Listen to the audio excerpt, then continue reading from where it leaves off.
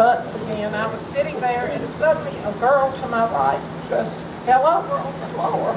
We all thought she died. Who was the girl? It was, I cannot remember. Does anybody remember? I think Linda it was Welling. Linda Welling. She had a seizure. Seizure. And I'll never believe. We were traumatized. Did everybody know but me? Who knew what to do? I don't remember anything. I think Miss Bucks finally said Miss something. Butts did. We just sat there and she Were put you a pencil in her mouth. Yeah. Yeah. And then another story about Miss Bucks.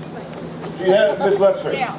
She found out that we were going to New Orleans, my family, to Louisiana, to Tabasco country, McElhenney's, and she wanted me to bring her crawfish. Because she was Yeah. from Louisiana. Yeah. Right. Didn't know what crawfish was. No, I didn't know what crawfish was. I filled on this just to, my grandson said, where do those grows, Pops? I said, in the mud in some ponds. Now catfish is a delicacy. We threw them away, right, growing up? I tell you what influenced me, and nobody would ever believe this, but Lake Bryan had a tremendous impact on my life. She told me, she found out my aunt taught English at the Mississippi Delta, at Mississippi Delta Junior College, and by then I was preaching, and she informed me that if I was ever going to amount to anything, I need to learn to like to read. And she would give me an assignment every semester, and I wasn't even in her class anymore, of books I was supposed to read. And I hated it at the time, but when I got to seminary, when I got to college, I'd read a lot of books that nobody else had ever read, and Miss Bryan was evermore character, and she really was. I loved her. She was a good teacher. I think I'm the only person in the world. My wife just couldn't stand her, but I loved her. She was awful good to me. And Coach Nix, in world history, Coach Nix made me memorize the periods of world history and said, if you're going to know the Bible, you got to know all these countries that were fallen. Last week I was in a Bible study class with a group of guys, and for some strange reason I can remember all those kingdoms that fell and who they were, and all those, they were named all those kings in the Bible, and that just stunned me. I just couldn't get over that. All right. Just a question. All right, question. Anybody know who taught Mississippi history? William wants to, anybody remember who taught Mississippi history? Miss Hollingsworth? Coach Clark? I think, I forgot about Coach Clark. It may have been him. Well, what did Crafton teach when he came to start? He was at junior high school? Science at the junior high school. Okay. All right, one more, let's get two more trivia questions. I got a question. Wait a minute. Does anybody have any stories about Jane Lusk that taught junior high science And then biology in high school. and then biology in high school? That was my next question. Next. What were we going to ask? Did you have her? So y'all did have her? Some of us did. Last week she celebrated her 100th birthday. Someone said it was only more than that, No, but it's- you know. It's 100. But she taught I visited till, her. I think they made her quit because she was teaching forever. She loved teaching. Yeah. Kenny, Her daughter would later go to Baylor. That's how I got to know her real. I didn't know her when we were in school. Her daughter got a scholarship at Baylor when I was out there. Anybody else? Now here's the last one. What was your favorite song when you were in high school? What was the song you just thought was the sweetest, coolest song in the world that you like to sing? Blue Suede Shoes was one of them. Blue Suede Shoes. Carl Perkins. Don't be cruel, Elvis Presley. What? The 12th, that's young enough. 12 never. And that's for love. I went to his concert. He's still can sing.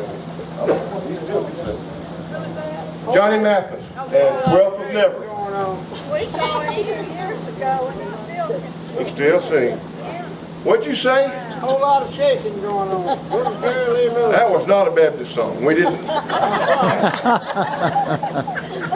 They wouldn't let us listen to that. That's why Baptists don't make love standing up. They think we're dancing. Anyway. All right. I thought I'd bring that up. What's your What's your, give me a favorite song.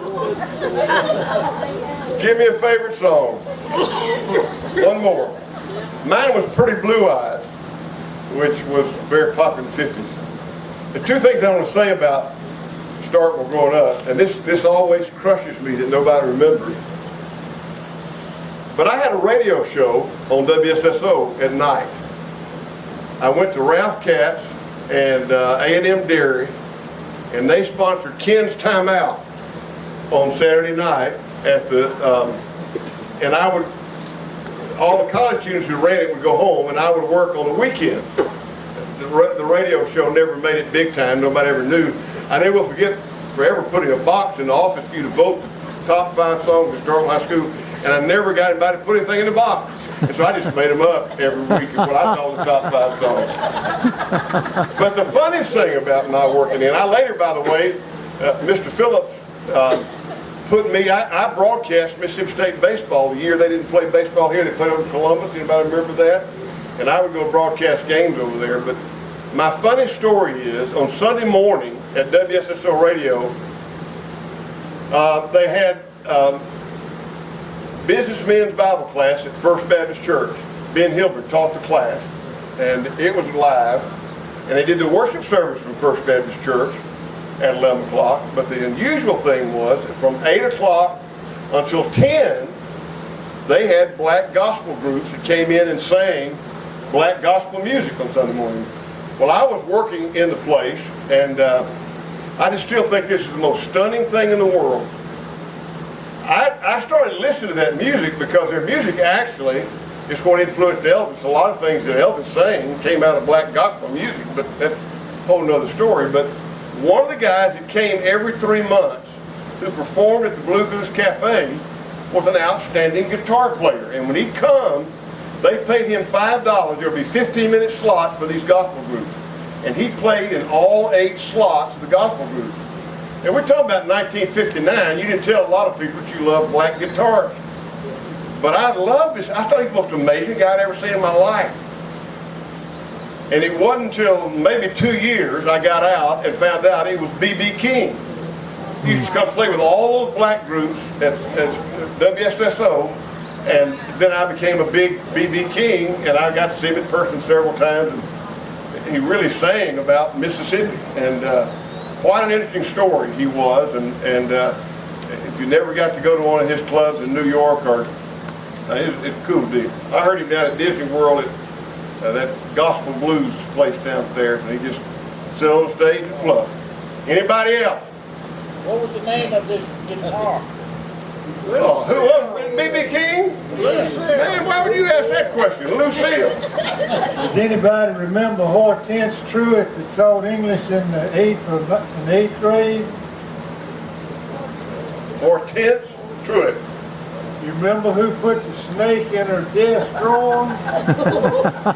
Christ himself. No, I don't know who did it. I don't know who put it in there, but Albert Clark took it out. Did you really, Albert? I think so. So you a snake handler before I got popped in the Baptist church? Handling them snakes. That's with turtles and snakes and all those things. All right, one more question. This is not a question, but I'd like to ask you to do something. All right, Margaret. Ask you to encourage everybody to call somebody who's not here and tell them that they're dead, and encourage them to come next year. If they're not, are we going to have it again next year? Well, sure we are. You don't know I when. just want to make sure. 17th through the 19th. This time 17th to the next year. 19th of May. Unless I die and Barry remarries. Then y'all are in trouble. I'll be in Florida. He said it took him 51 years to raise you. He ain't going to try to train another one. 61. 61? 17th to the 19th, John's going to put that on tape. This is what we're going to do reunion Then next call year. somebody and send. But please call somebody that's not here. And if somebody dies between now and then, call them anyway and find out where they are. But that's called evangelism.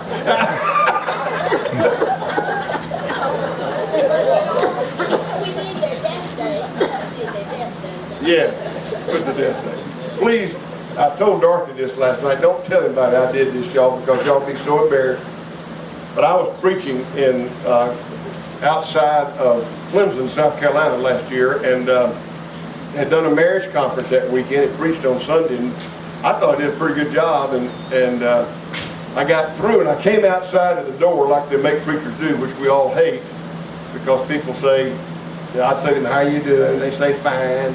After the acrostic, they're frustrated, insane, nervous, extremely depressed. But they're fine. I know you are. But this little old lady came up to me and she said, I want you to know, I do not appreciate you using so much humor when you preach.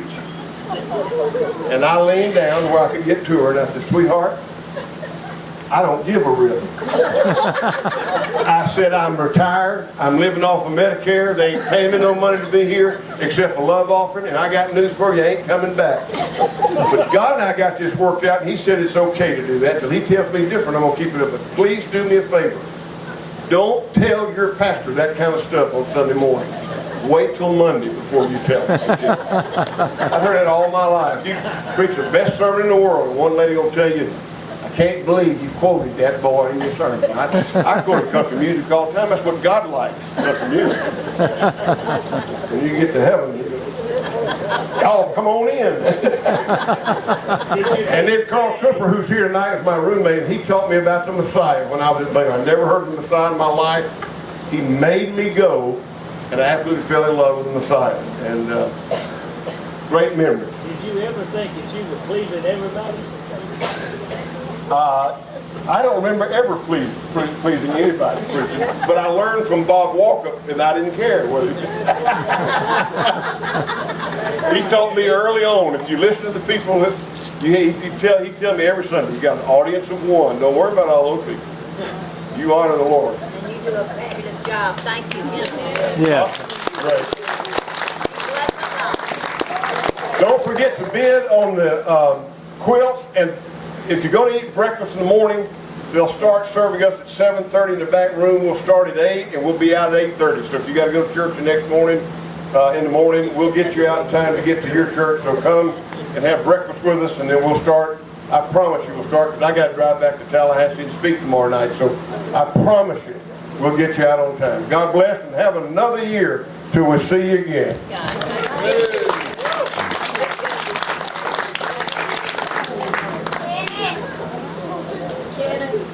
We all want to say thanks to Mary, Margaret Ann and Mary again this year. For giving us, Yes. Here, here. they give us a house every year, and we love that. We thank you. You're Anytime real. you want to leave, go somewhere else, it won't hurt our feelings. But No, we're planning on coming we're here. here. We need to come here because we just need to encourage you on. I need that. And don't stop. Yeah, we thank John. Do you have any idea, John? Can you tell them? I don't know if you found out about our website and our blog. Can you indicate that to them?